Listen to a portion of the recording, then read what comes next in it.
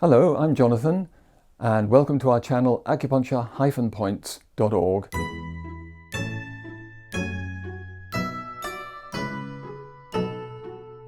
Today I'm going to be talking about liver blood, what happens if you have liver blood deficiency and what you can do about it. So first of all, liver blood is a form of yin energy in your body.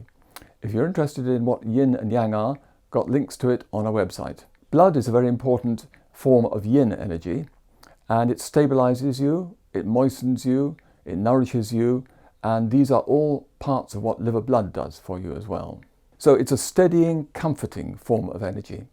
In particular, it provides stability.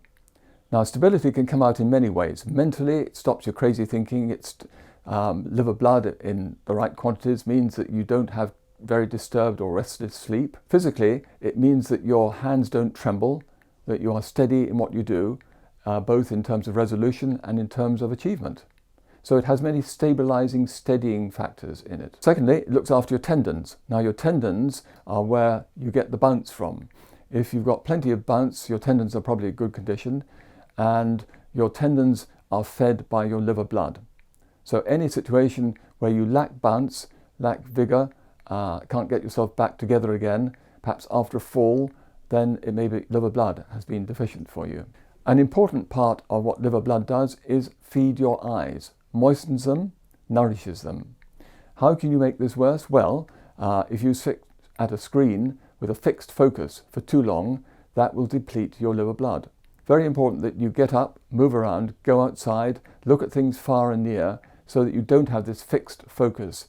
Because if you do for too long, you'll lose visual acuity and your liver blood will be depleted. For women, liver blood deficiency often means scanty periods. They don't get enough blood in the system working properly, and that can lead towards infertility. Also, you can have heavy periods which are depleting liver blood. So if you have too many heavy periods close together, that can cause liver blood deficiency. Well, now what about how to improve it? Food, nutrition, really, really important, because that's where you are getting the nourishment that is turned into blood that becomes liver blood.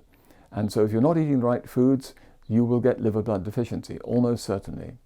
And for women and periods, this is particularly important. Secondly, after nutrition comes sleep. Are you getting enough sleep? Sleep is when your body repairs itself.